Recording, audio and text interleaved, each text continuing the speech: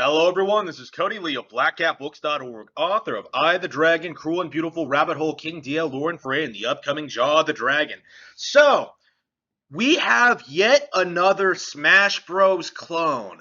First it was PlayStation All-Stars Battle Royale, then it was Nickelodeon, I don't even fucking know what it was, Nick All-Stars I think it was called, and now we have Multiverse, which is like the WB equivalent with like Batman and fighting the Iron Giant or some shit. Like it is embarrassing to see all these knockoff products based on the most popular fighting game in the world, right? Like when Street Fighter 2 hit the arcades, like we got, Mortal Kombat, King of Fighters, Soul Calibur eventually, like, real innovations. They didn't just copy what Nintendo did, what Capcom did, and like just for a quick buck, they actually like came up with their own franchises and established their own identity. And that's kind of my view when it comes to these kind of games, is that they are just cheap knockoffs meant to ride the Smash hype. Now that Smash is over,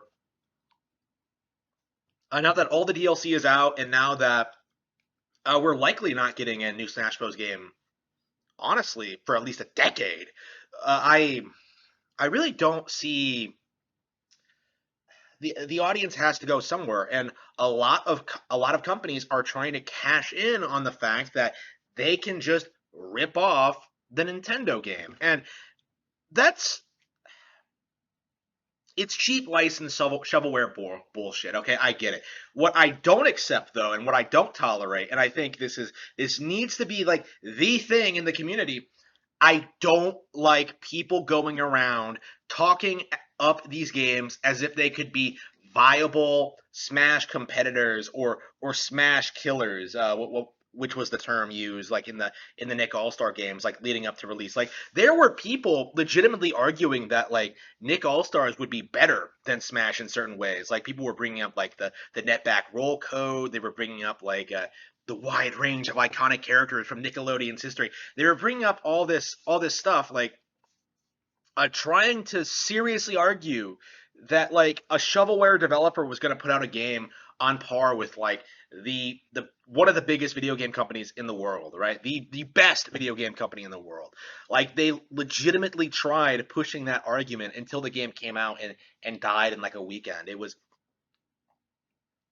embarrassing, and I wish I talked about it more. But now that we're seeing like multiverses come out, and we're seeing like Link's Awakening knockoffs being made, and like Wario Land knockoffs being made, like I'm starting to notice a trend here in which Genshin Impact exists. Like all of these smaller developers, particularly ones from like Chinese territories, they're going to have to rip off Nintendo IPs because like they're the most successful in the world. They have like their own sense of identity. Like they have all their unique visual styles, like all these unique franchises, and like it's getting harder and harder to kind of ignore the fact that Nintendo has been defining what a video game is since 1981.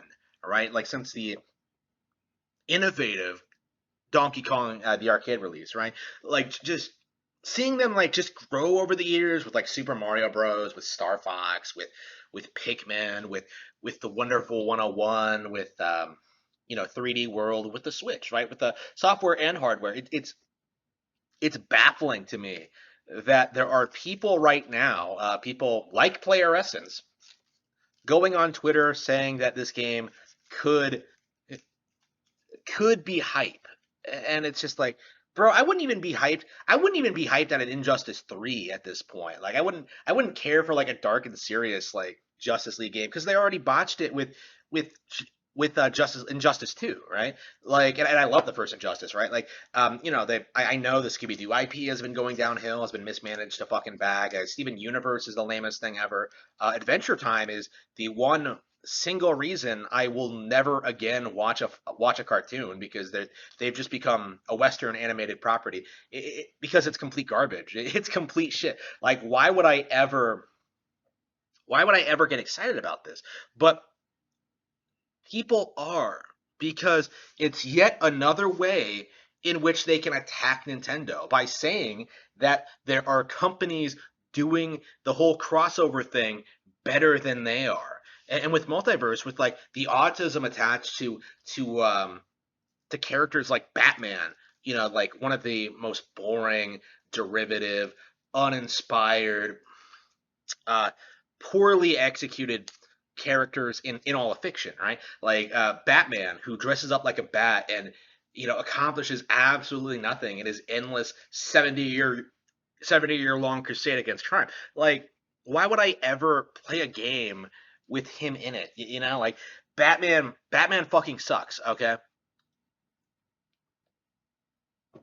all these characters are fucking trash compared to what Nintendo is doing with their IPs. WB, like nothing in their lineup really holds up. Like they won't even re-release Looney Tunes on Blu-ray. Like just give me the original shorts. I don't want the new stuff. I want the but anyway.